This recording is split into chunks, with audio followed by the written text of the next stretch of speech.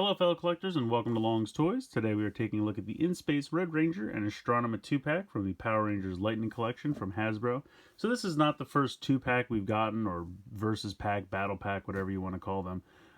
But I think it's neat how this has kind of set off another subline. Like yesterday we took a look at those monsters, which have kind of become a subline of the Lightning Collection, and now these Versus Packs or Battle Packs have kind of become a subline. I think it's interesting though, because it's not the first time we've had 2-packs. We had the Fighting Spirit Green Ranger and Putty 2-pack, we had the Lost Galaxy Red and Psycho Red 2-pack, and those were just kind of like random supplemental releases. But these have kind of kicked off like a new subline because we've already gotten confirmation of 2 more that'll be on the way soon. There's another one of these that we'll take a look at tomorrow. But I just think it's neat how things are moving quick and the Lightning Collection is expanding and we're getting a lot of figures all at once, so it's kind of neat.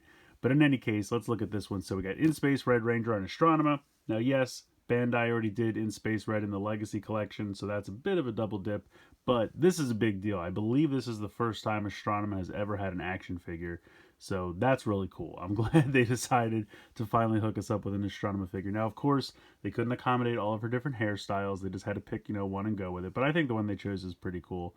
You can see you get a lot of cool accessories here. Artwork looks beautiful. You can see how it kind of wraps around the side. I think that's really neat. And then if you take a look at the back, you just have like one big press shot, which looks kind of cool. Not too much going on the top. Certainly nothing going on the bottom. But the packaging's still pretty cool. I'm going to go ahead and get these two out of the box, and we'll take a closer look. So here are the 2 figures out of the packaging. We'll start with Astronema, because let's be honest, she's the one everyone's most excited for. Really, really well done, I gotta say. At first, when I saw pictures of the head sculpt online, I didn't think they were that great. But now that I have her in hand, I think she looks much better. So I think they did a pretty good job. I like the hair. I think they did a nice job. Obviously, they just had to pick one hairstyle to go with. She's had several throughout the series, but this is probably her. I guess this is what we see her with first. I think this is her first appearance here, so that's probably why they chose this. Now, you do have a little bit of movement there, but the hair does kind of hinder articulation. Obviously, you have it on the back. You have some on the front. So you can kind of look a little bit up and down and a little bit side to side, but not very much. It's pretty much hindered by that. Then you have the shoulder armor, which does unfortunately limit your shoulder articulation, but you do still have a hinge, you have a rotation there, you do have a butterfly joint as well. You can actually take the armor off. I'm not going to, because I'm sure it's kind of a nightmare, but you would pop the head off, and then you can see that there is a little spot right here that would unpeg. So you just unpeg that, and then you can take the armor off, which I think is a pretty nice feature, because there were definitely times on the show where she did not have the shoulder armor, just the armor that's underneath that. She does have elbow articulation. I would be a little ginger with it because these arms are kind of frail. And I've noticed with Hasbro female figures, I had a Scarlet from the G.I. Joe line that I went to bend her elbow and it just came right off in my hand. So be careful because they make the arms thin. They can be a little brittle, but you do have a rotation there as well as a bend 90 degrees. You do have a wrist rotation as well as a hinge in the wrist as well. You have that kind of ball joint there inside the torso, and then you have the ab crunch a little bit farther down. You do have hips that can kick out about that far, kick out to the side. Can't really go back because of the butt flap. You do have a thigh swivel there. You have double jointed knees, as you can see. And then you have, very much like King Sphinx, you have a rotation above the ankle joint. And then you have a hinge in the ankle joint, which mine are very tight, so just be careful. And then you have out to the side kind of sway as well. So definitely want to be careful when moving these ankle joints. I'm hoping over time they should get a little bit looser, but...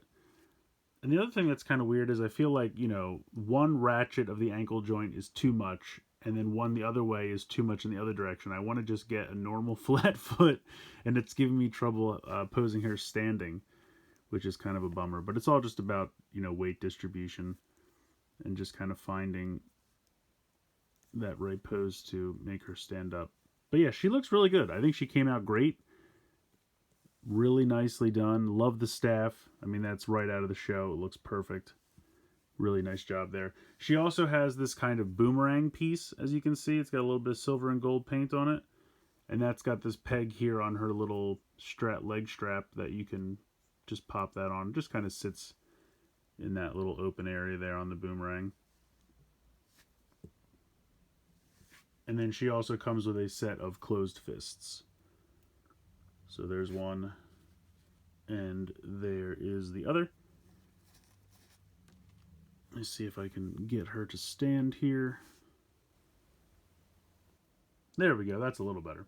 She also comes with this giant effect piece. I guess this is technically for the both of them. On the back of the box, it shows his spiral saber and her staff kind of clashing together in the middle of this, which is actually a really neat idea. It's kind of a shared effect piece.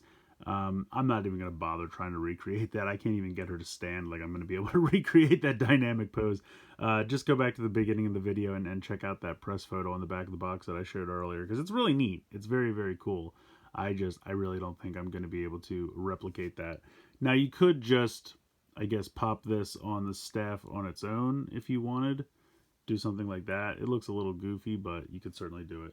I'm not a huge person for effect pieces as it is, but I think it's kind of a neat idea to have one where they both fit into it. I think that's kind of cool. So let's go ahead. We will move on to In Space Red. And he looks pretty good. I have to say, they did a nice job. Love the inclusion of the spiral saber right off the bat. Definitely the thing I'm most excited about, because the Bandai Legacy one did not have that. And he does have his little sidearm weapon as well. I think the helmet looks good. They did a nice job there. The kind of, I don't know, helmet globe or whatever you want to call that thing. Looks pretty good. Visor looks good. You even have the little gold square there in the middle of the visor. You have the yellow around the collar, the 5 colored squares across the chest. He's got all the same articulation you would expect for a Lightning collection. Ball joint with a hinge for the helmet. You do have the butterfly joint, and you can see how they kind of painted the white to line up with that stripe across the middle. I think they did a fairly good job, as well as they can do, really. So the butterfly joint there works out. You can see the hinge. You get the rotation as well. A little bit tight on mine, but it's working. You do have this bicep swivel. Then you have a double jointed elbow, which, I don't know, mine seems a little frail. Just be a little careful. Nothing for the glove. You don't have a glove swivel. You do have a swivel and a hinge here at the wrist. Unfortunately, mine has some like red paint that bled over, but maybe I can wash that off later. You do have that torso swivel, just like Astronema. You have the ab crunch as well, which mine's pretty fluid, so that's nice. Kick this much forward, kick to the side, again, butt flap, so nothing to the back. You have a thigh swivel there, double jointed knees, as you can see. You do have a boot swivel, so that's fun. And then you have a nice hinge and side to side here in the ankle. So his joints are a lot more fluid, which I appreciate. I hate stiff joints because they make me nervous. I don't want anything to snap off. I've had far too many figures have joints just snap off in my hands because they're too tight and I can't move them. So he's pretty fluid, which I think is nice. So that's really cool. So we'll get him to stand up here, and then we will take a look at his accessories. He's got this Andros head, which I think they actually did a pretty great job on this. Got the hair streaks and everything, got the earring, but I think they did a pretty good job with the head sculpt. So you would just pop the helmet off, pop this head on instead. And then really the only other accessories he comes with are these 2 hands. He's got 1 fist, and then he's got a pointing finger. I don't really remember him pointing at stuff very often. But you would just go ahead and pull this hand out. And then you would pop this one in. And then let's see, we get him to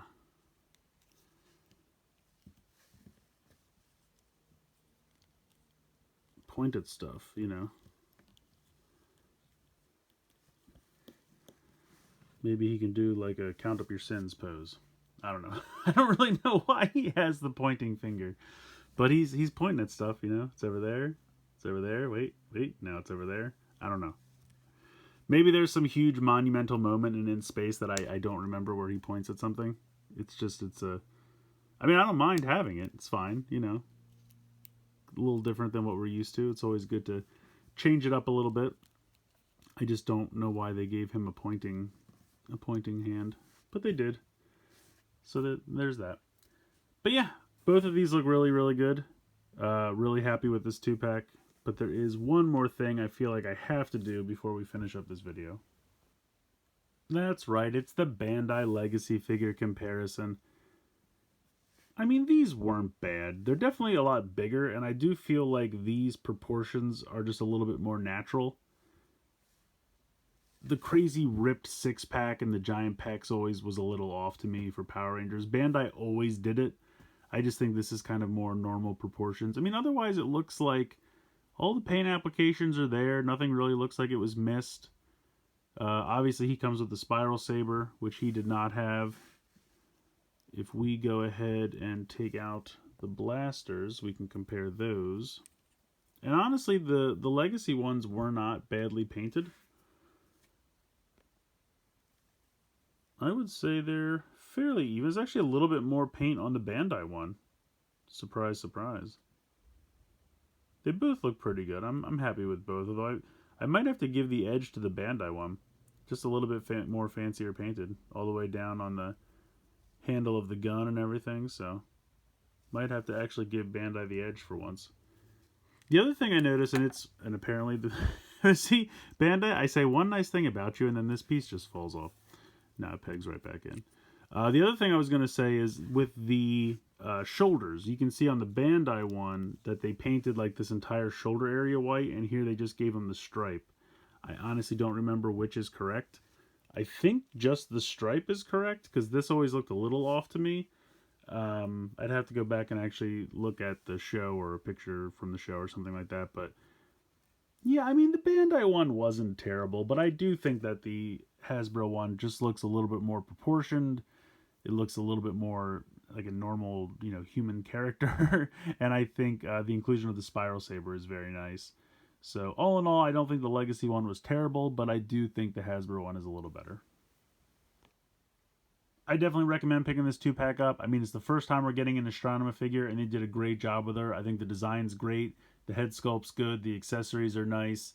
The ability to take the armor piece off, I think, is a nice touch. I don't know how difficult it's going to be to take it off or get it back on. I'm unfortunately not willing to try. But I like that option there, so it gives you some customization. I know a lot of people have been clamoring for some kind of like alternate head pack with different wigs and different hairstyles, since she had so many throughout the show, and who knows, maybe that's something Hasbro would entertain as like a Hasbro Pulse exclusive down the line or something like that. $10 for maybe like a 3-pack of different heads or something like that. They could actually make that happen. Might be neat and fun.